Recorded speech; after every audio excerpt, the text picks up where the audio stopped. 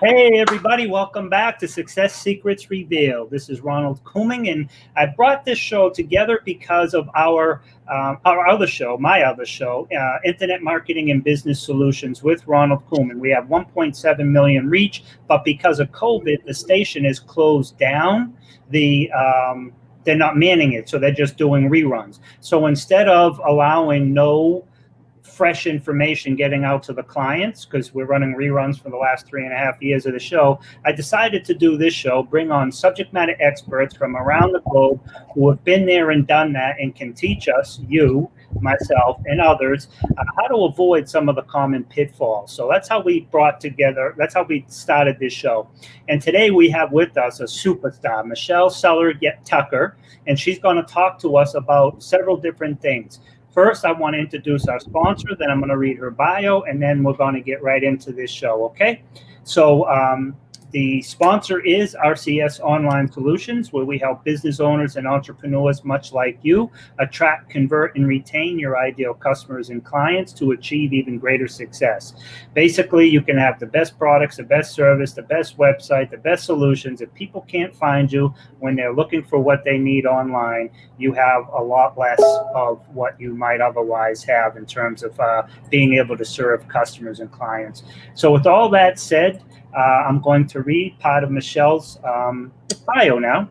Michelle has sold hundreds of businesses to date and currently owns and operates several successful businesses.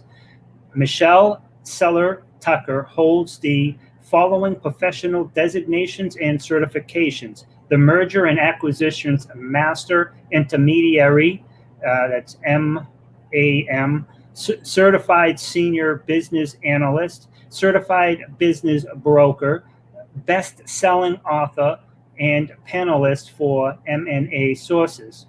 Michelle Seiler Tucker is a leading authority on buying, selling, and improving businesses, as well as increasing a business's revenue streams. Over the past decade, Michelle has sold several hundred businesses and franchises. She continues to help buyers from all walks of life buy the American dream, create financial freedom, and be their own boss obtain a better quality of life. Please help me welcome Michelle Seiler Tucker. Hey! Thanks, Ronald. Thanks for having me. Excellent. How's everything going today, Michelle? Where are you calling in from? New Orleans. New Orleans? Yeah. Y'all from down yonder? I thought you all from California. I was born in Long Beach, California. My family, my father wanted to move from California because he's from a family of 12 siblings. So he moved us to Austin. So I was raised in Texas. Then I met my husband in Dallas, Texas, who's from Louisiana. So we came here. Wow. Nice. Yeah. And I've seen you at several events all across the country. So irrespective of where any of us live, I mean, right. it's all relative and local, right? Right, of course. So tell us, I mean, that's an impressive bio. There was like 4 other paragraphs that were there. So just tell us a little bit more. I'm going to, put the full screen on you. Sure. Tell us a little bit more about who you are, how you got to be who you are, and how you help people. Okay. So I specialize in buying, selling, fixing, growing companies. I've been doing that for the last 20 years. And before that, I worked for Xerox Corporation. And I started out with Xerox in sales. And then within 6 months, I was promoted to high volume manager, regional manager, over 85 salespeople. But I've always been an entrepreneur. I've always owned businesses. As a young kid, I owned companies. And I've owned many businesses in technology, publishing, the event industry, graphics, etc. So I really, when I left Xerox, I went into franchise sales, franchise development, franchise consulting. I'm sorry? No. Go ahead. That was just the... So when I left Xerox, I went into franchise consulting, franchise sales, and franchise development. Technology, publishing. Sold hundreds upon hundreds of franchises. And then I transitioned into selling companies. And when I transitioned into selling companies, I realized very quickly that 8 out of 10 businesses don't sell. There's 30.2 million businesses in the United States. 99.9% are small business owners. Small business owners employ over half the workforce in the U.S., and many of them will not sell for a multitude of reasons. So that's when I transitioned my M&A career into buying businesses, partnering with business owners, fixing businesses, growing them so they're actually sellable. So that's pretty much my background. I've sold over 500 businesses. That's just me. That's not my team. My whole company has probably sold over thousands. Wow, that's amazing. And like you said, small businesses employ like 50% of all jobs.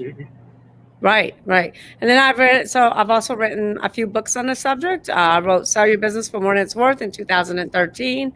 And in 2013, when I did the research, I realized that about 95% of all startups within the first 1 to 5 years, will go out of business. But then when I wrote Exit Rich in 2019, I learned very quickly that statistic has changed dramatically. Now it's only 30% of businesses will go out of business in the first 5 years. And now out of 27 million businesses that have been in business for 10 years or longer, 70% of those businesses will now go out of business. So it shifted. Startups are more scalable and have a better chance of staying in business than those business owners that have been in business over 10 years. And the problem is you hear the big box stories all the time, Ronald. Like you hear about Toys R Us, JCPenney's, Kmart, GNC just closed down 900 locations. But what you're not hearing about is all the small business owners on every street corner in every town in every state across our great nation. These business owners are dropping like flies. Over 70% of these businesses will go out of business. And then when a business owner goes out of business, unfortunately, they don't just lose their business assets, they lose their family assets too, because most business owners commingle their family and their business assets, which pierces the corporate veil. So business owners need to keep separate. They shouldn't sign personal guarantees. They shouldn't mortgage their home. They shouldn't do that stuff, because when you do that stuff, now you're putting your family assets at risk. And when you go, and if you're forced into bankruptcy, you're probably going to lose everything, not just your business, but your family assets too. Wow. And that's something, I mean, that to me is, that is a staggering statistic. It is a staggering statistic, especially for these poor baby boomers. These baby boomers have been working in their business for decades, investing their money, their hard-earned effort, time, energy, and sacrifices, right? Many business owners make sacrifices where they don't get to make their kids' baseball game, or they don't get to go to their kids' play, or they don't get to take vacations with their family. And a lot of these baby boomers are dropping like flies. That's terrible. And especially how you mentioned that they're commingling their accounts. And that, like you said, pierces the corporate veil, the protections that the corporations give you no longer there. And God forbid you get sued, not if you just go out of business. What if something happens and you're litigated against? Right. So is this all stuff that you help people with to keep? I do. I help business owners save their business. I've bailed out many business owners over the years. And so I help them save their business. I help them build their business so it's actually scalable and sellable. I help them plan their exit so their business can sell for their desired price tag, and so they won't be forced, out of their business or be forced into selling for pennies on the dollars. Nice. And you've written books on this and everything, right?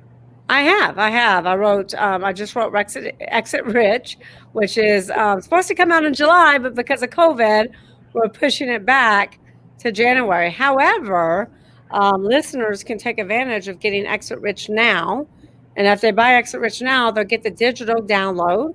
Plus, they'll get all the videos, downloads, everything, all the bonuses that come with Exit Rich. Plus, we're also giving all pre-sales 30-day membership in the club CEOs, where they'll have me training, they'll have hot seats, they'll have Q&As with me twice a month. Wow. And we're giving that to everybody that pre-buys Exit Rich. Nice. Do you have a link or something that people? I do. Do you see like in the private chat there? because then I'll copy it and I'll put it on this banner scrolling right along the bottom for everybody. Okay, they can also just go to exitrichbook.com, which is very easy. Exitrichbook.com. That's not difficult. Even I can remember that one. Exitrichbook.com. And we have lots of downloads there. So I have a lot of business owners that ask me for operations manuals, training manuals, employee handbooks, examples of due diligence checklist, examples of LOIs and purchase agreements, and all these downloads are there for business owners to take advantage of and start, growing their company and growing a solid foundation. Excellent. Now, if people are, a lot of our listeners already, or some are W-2s and they're thinking about becoming, entrepreneurs solo or maybe with the group. Some have been in business for a little while and seen success and not. Others have been in business and want to scale. What are some tips or some advice you could give? Maybe in the same advice could be for each level. Yeah, so let's start with business owners first. So with business owners, my biggest piece of advice for business owners, rather you're just starting out or you've been in business for a long time. The ones that are just starting out and been in business for years, you really need to plan your exit. The biggest mistake that business owners make is they don't plan their exit. And I always tell everybody, plan your exit from the beginning. With children, what do we do with our children?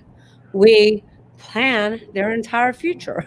We plan where they're going to go to preschool, where they're going to go to private school, where they're going to go to college, who their friends are going to be, what they're going to major in college, what they're going to be when they grow up. But most business owners never plan their business exit. They never think about selling until they have to due to a catastrophic event has occurred. And the problem with a catastrophic event occurring, whether it's internal or external, is that you don't get to control the outcome. So you want to be able to be in control of your destination, and you want to plan your exit from the beginning. So you need to always know what your business is worth today, know what you want to sell your business for, and know what the time frame you want to sell for. So if you're in business and you say, okay, I want to sell my business in 10 years and I want to sell it for $15 million, well, then you need to know, what does a $15 million company look like? If you're in a manufacturing space, you need to know, well, who buys manufacturing companies? There's 5 different types of buyers. Who buys those? The buyers who buy manufacturing companies, where does my gross revenue need to be for a $15 million exit? Where does my EBITDA need to be for a $15 million exit? Am I running my business on all 6 cylinders? So again, the biggest mistake that business owners make is they don't plan their exit. And that's for all business owners. Now, the business owners, a tip for business owners that have been in business for 10 years or longer, the number one reason that these owners are going out of business is because they stop innovating. They stop innovating and they stop marketing. When you started your business 10 years ago, your customers' needs were probably very different than what their needs and wants are today. So business owners stop asking their clients, what do you need? What do you want? What can I do better? How can I make your life easier? How can I make it easier for us to do business with you? And the businesses that ask those questions, the businesses that make it easiest for those consumers to do business with them are the businesses that will win. If you look at Amazon, Amazon is winning because Amazon makes it so super easy to do business with them. You can buy whatever you want from your living room, from your bedroom, wearing whatever you want to wear, and you can order it on Prime and it'll be there in 2 days. Yep. I even have to scan the wand. So we scan all the barcodes and we set up on automatic replenish. I never go to the grocery store. So again, the reason that these business owners are going out of business is because they're not innovating. You need to look at your product and service. You need to evaluate, is it on the way up or is it on the way out? And what can you do to pivot? What can you do to become the solutions expert for your clients? Very important. As far as tips for people who are W-2s that are looking to enter the world of entrepreneurship or become their own boss, this is the great time to do that. And the reason why this is the best time to do that is because of COVID. There are more opportunities now than there were ever before. And you can practically get into businesses with little to no money down. You just need to know how to do it. Also, banks are still lending. SBA is still lending on deals. So depending upon how much income you have, or how much money you have in your 401k or your retirement plan, you can also take those assets from your retirement plan and invest them into a business without paying taxes and penalties. Well, Nice. there's lots of ways that you can do it. You can leverage the assets of the business and buy the business with no money down. You can get with someone like me who has good businesses available for sale that I can structure seller financing, or already have lenders lined up for that particular business. And you can use your retirement for the down payment for that business if you need to put down a down payment. So whenever they're looking to buy a business, I always think it's still better to buy a business than to start a business, because most businesses have proven track record. They've been in business for a while. They have employees in place, customers in place, and many of them will operate on what I call all six cylinders, all Seiler Tucker 6Ps. I love it. That's a different, buying an established business opposed to starting one. First of all, going back a little bit, I love how you talked about innovating. If you don't innovate and make your own products obsolete, somebody else will. So I love that mentality. I've been subscribing to that and tell my clients that too. And that's just so real. And you're looking at all these big box stores, they're just basically stale, and they've been doing the same thing the same way for 20, 30, 40 years, and they've been having problems for quite a while. Now they're just, it's just Right. over, and it's coming quicker. And I like that idea of buying an established business opposed to trying to create one. Even if you buy a business that is similar to what you want to do with your ideas, your gifts, your IP, right? Something that you're good at, that you want to do, without going through those trials and tribulations. You're going to spend a lot of money trying to get there anyhow. Why not cut to the chase? Buy a business that's already had success or some level of success, and for whatever reason the owner is selling it, but it's already working. You're going to step into something that's already producing income, or at least has its foundation set up. Right. You're paying one way or the other. Well, startups take a long time to operate in the black. And the biggest problem with startups is most entrepreneurs underestimate working capital. So the number one reason that startups go out of business is because they simply run out of money. Yep. And if you buy an existing business, you'll be able to look at the financials. You'll be able to get a really good idea of what that business makes and what type of working capital that business makes. So you don't have to start from scratch and build your find your location, look at demographics, do the build out, get inventory, get equipment, hire your team, then start marketing and get customers. That's a lot of work. Buy an existing business and then use your ideas, use your creativity, use your innovation skills to make it your own and make it better. I love it. And that goes back to Alex Stern talks about, he has a speech he gives frequently called the Pillars of Success. Mm-hmm. And he talks about, you don't have to basically create the new thing. You just find something that's already existing and make it, more convenient, less expensive, delivered in a better way. And that's exactly what you're talking about. Find something that you're already thinking about that somebody else isn't perfecting for whatever reason, and you can come in even with your little bit of tweaks and have right. You could catapult that business to the next level, but you already will be ahead of the game because you have something that's already in operation, and you have something that's already running, and hopefully running good. That's why you need to make sure you have an advisor like myself to do the due diligence to make sure it is a good business before you buy it. But the great thing is you got something already making money. You got something that already operates on all 6 Ps. What you got to do is just tweak it, make it your own, and innovate it. I love it. And people, you offer whole courses, right? Like you said, a 2-day course that people can go to. No, I offer not yet. I have an online course that I'm building called Build to Sell. And this course is going to take business owners through all the steps of getting their business ready to sell when they're ready. And because it could take a year, 2 years, 3 years, 4 years to get a business to be sellable for the price tag that the business owner needs to exit. So I have a course that they can take to get them ready. We will be coming out with a buyer's course as well. And I also have a 5-day training course for anyone that wants to get in this industry and become a mergers and acquisitions advisor. Yes. All right. So I think that's what I meant.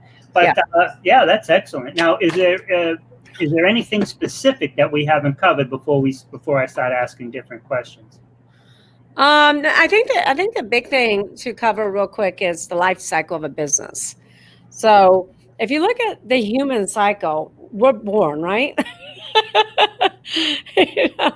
So we're in our mama's stomach, then we're born, then we're an infant, we get to go home, then we go from an infant to the toddler, from a toddler to young adult, right? From a toddler to a youngster, then we get into teenager, then we get into an adult, and then we get into a senior citizen, and then there's death, right? Yep.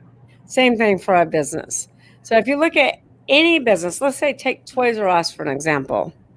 Toys R Us was born, right? It's born, it was in an incubator, it was an idea, came out of that incubator.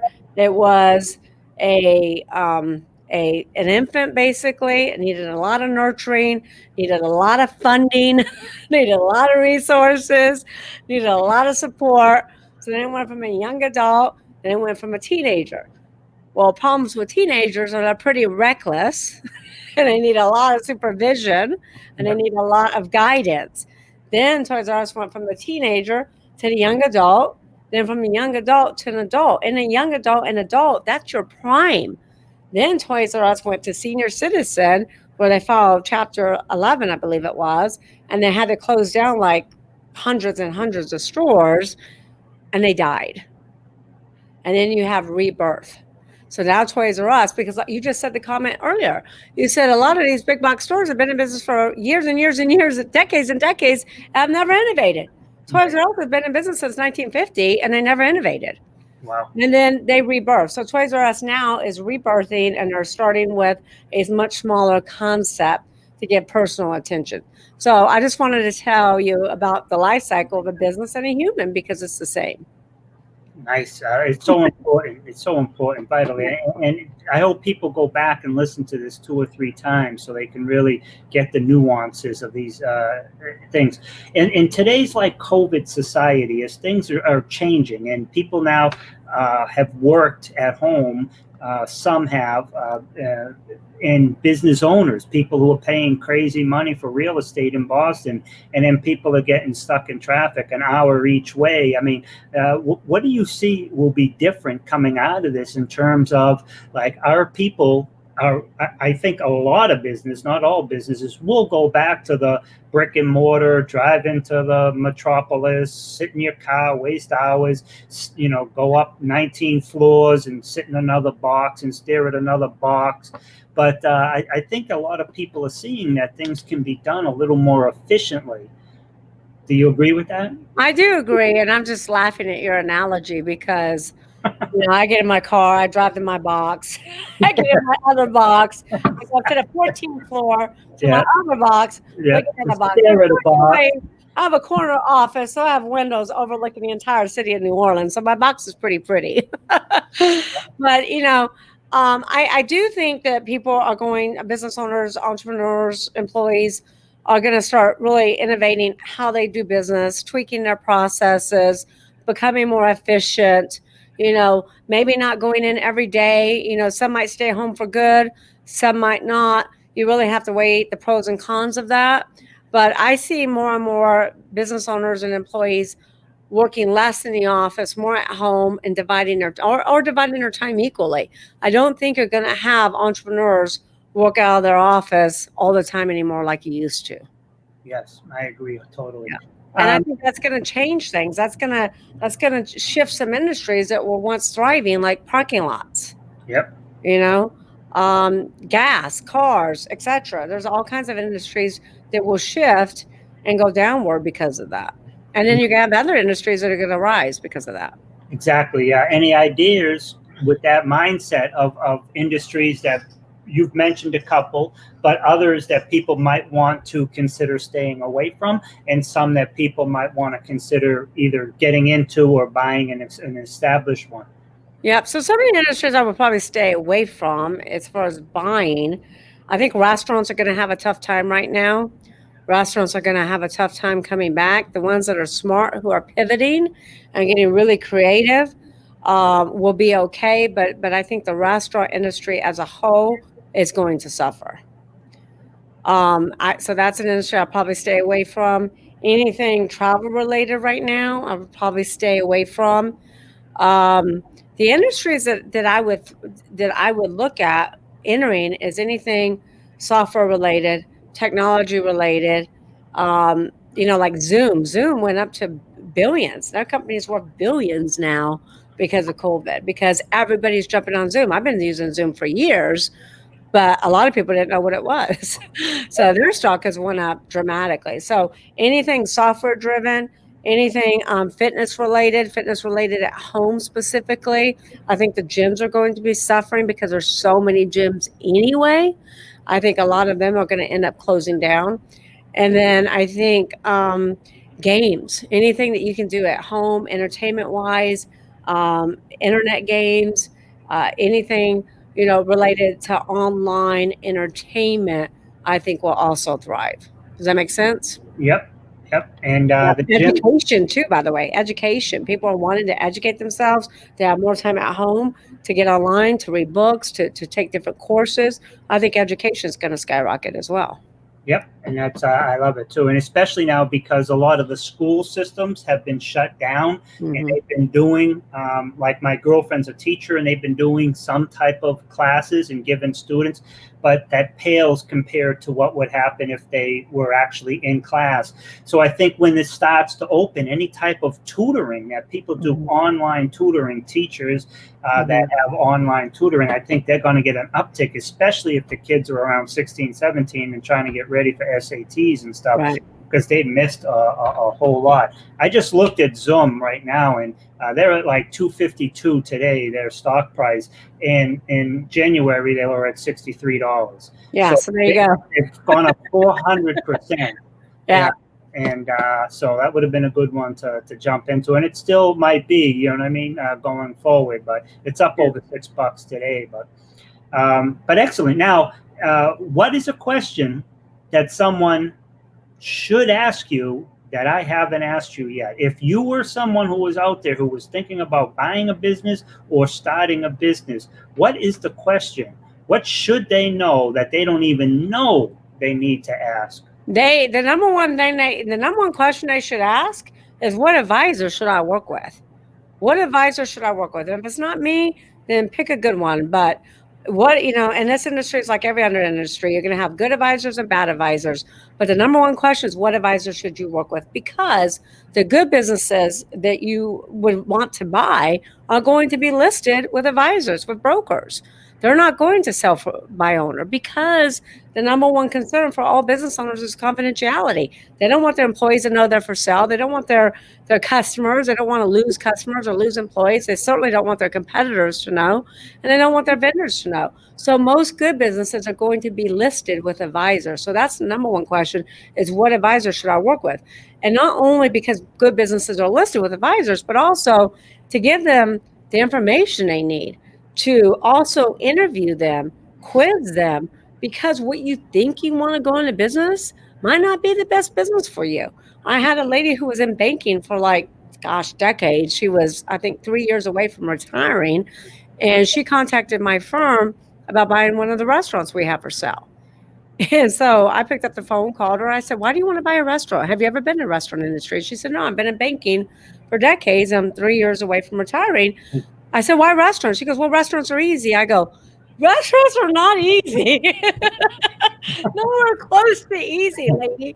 I said, do you have any experience whatsoever? She said, no. And I said, well, listen, you don't need to be in the restaurant business. So I quizzed her and I interviewed her, and I really got to the heart of why she even wanted to be in business when she's only 3 years away from retirement. And she said, Michelle, I have $350,000 to spend. $300,000 was in her retirement fund that she could direct over and invest into a business. And she was going to keep $50,000 for working capital. She said, my husband and I have one daughter. He contacted Agent Orange in the military, and he's outlived, every diagnosis he's outlived. Like the doctor said that he should have died by now, and he's still alive. And she says, once he's gone, I'll lose all these benefits. Plus, I won't be able to afford our lifestyle, and I haven't left a legacy for my daughter. Wow. So to me, the number one question on anybody starting a business or buying a business should be, what is your why? Why do you want to start a business? Why do you want to buy a business? Why do you want to do that? Because it's a lot of work. So you better have a powerful why to keep you in the game, keep you motivated, keep you hungry, and keep, being able to drown out all the negative voices around you telling you that you're doing the wrong thing. You need to have a strong, powerful why. Right. So I took this woman and I would not let her go into restaurants. I would not. I said, if you got any other broker on the phone, they probably would have sold you a restaurant. I found her a flooring company with real estate, and she was making around $125,000, $150,000 a year. After being in banking for decades, that's all she was making. I found her a business that would net her after she paid back debt service. I found an owner that would sell a finance to her with $300,000 down. She kept her $50,000 for working capital. The business included real estate, and I believe after she paid all debt, she was making about $300,000, $325,000 a year, which was double what she was making with her job. And now she's already grown the business. So that's the number one advice. That's the number one question. Get a good advisor. Get an advisor to help you out. And if you think you really, really want to start a business, you should still contact an advisor, because I might say, oh, that's a great idea. But you know what? I have a business over here that's doing something similar. And if you take that idea and marry it with this one, you can catapult that business to the next level. And you're already ahead of the game because that business is already making money. So you don't have to start from scratch. Yep. It's already established, already has a pipeline of leads and clients and marketing and it's branding. And to me, it's a no-brainer. And but that's excellent.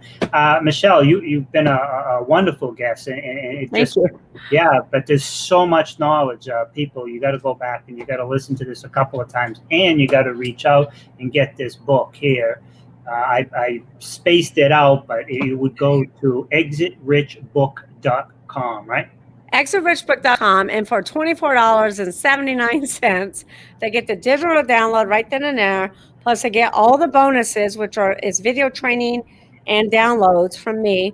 Plus, they get a 30-day membership at my club called Club CEOs. Then, when the book is here in January, we will ship it to their door. I love it. That's amazing. All for $24.79. Yeah, that's an amazing deal for anybody. And a gift if you know somebody who's thinking about starting a business. But listen, I mean, Michelle just talked about a woman whose husband had Agent Orange, and she's getting benefits from that. Think about what's happening with this COVID right now, right? And all the jobs that are changing. 43 plus million Americans are now currently unemployed. Approximately 28 million aren't even going back to the jobs they had. What's going to happen? This country, there's going to be a huge shift in as we talked about, whether it's as simple as parking lots not being as utilized because not as many people are going in. Buildings now are going to have empty spaces, so because people aren't renting as many offices. So there's going to be a lot of shift. So what are you going to do to prepare and protect yourself, your family, your legacy going forward? Don't wait. The time for your plan D is before you need it. Am I correct? Absolutely. I say this often, that there's two types of people. There's those people that are going to freeze in the pandemic and they're not going to take action. They're going to become paralyzed. And then you have the other set of people who are going to take massive action. If you look at the Great Depression, there were more millionaires that came out of the Great Depression than ever before. So the other side of that coin are the people that are going to take massive, massive, massive action, and they're going to look for opportunities, because there's opportunities all around us, and you don't have to have a lot of money to be able to take advantage of some of these opportunities and incorporate. Like I said, you can buy businesses really cheap right now as well. So take massive action. Don't get paralyzed by fear. use that fear to juice you and get you excited, get you motivated. So you take massive action and you take advantage of all the opportunities that are out there. Yeah, and keep your mind open. See it. Crisis in the word Chinese, I believe, means both opportunity and a crisis, right? Isn't that something? Well, and I think it's a lot of how you look at it, Ronald. Are you focused on the crisis or are you focused on the opportunity? Exactly. Are you focused on the glass half full or half empty? Exactly. What side of the coin do you focus on? Yep, and any glass that is half full or half empty can always be filled right back to the top. So, so it doesn't even have to be half full because we can fill it back up. Right. But we can create our own economy. We can create our own economy. And our own destiny and our own future. It's all about, instead of I have to, as I get to. It's just such a different mindset of when you get up and how you perceive a particular situation. I love it. And like Jim Rohn says, what happens to you pretty much happens to everybody else. It might be a different set of circumstances, but the feelings and the thoughts is pretty much the same. But it's what you do with it. That will that will ultimately. Well, it's attitude. Attitude is 90% of the battle. Attitude. You don't even necessarily have to have the skill. You just have to have the right attitude. Yep, I love it, and just know who to hire, right? Well, that's always a challenge. That's my next book. Yeah, excellent. This has been an excellent interview. Is there anything in closing you'd like to say to the listeners? I would just love for your listeners to come visit me at SeilerTucker.com. That's SeilerTucker.com. And that's SEILER Tucker.com. And then also go to ExitRichBook.com. Get your book today. And I would love to see you in CEOs, where we're going to do live Q&As and hot seats. I love it. Thank you so much. You've been an excellent guest today. Thank you. Thank you for having me. All right. Thank you. Yep. Thank you. Everyone, you've been listening to Michelle Seiler Tucker, and you need to go to her website, SEILERTUCKER, and connect with her there. But you can also connect by this book, ExitRichBook.com, and it's $24.97 or something close to that. It's under $25, but it comes with a whole host of other advantages and benefits that you're going to have. It's an incredible deal. She has so much knowledge when it comes to either starting a business, not starting a business, buying a business, certain things like we talked briefly about commingling funds. Serious no can really hurt you when it comes if you get sued or you want to go out of business, or you're trying to sell your business and makes things messy. But getting information before you act is probably the primary thing that you should have gotten out of today's interview. So I highly recommend you reach out to Michelle, contact her, and you just sit down, ask questions, find out what is right and what isn't right for you, and move forward. It's always easier to get good information from somebody who's been there and knows what they're doing. Always seek advice.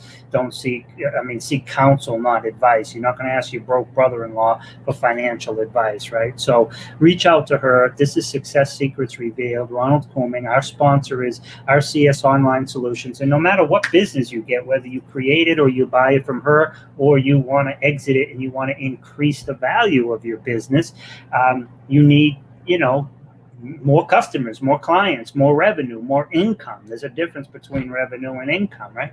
But so one of the ways you can do that is to gain a better online presence. So more people can know who you are, see what you're buying or what you're selling, and utilize your purchase, utilize your services. So one thing that we do at RCS Online Solutions is we help business owners create that online presence and then get their product, services, and solutions in front of the people who need them. So kind of was a hand-in-hand type of situation.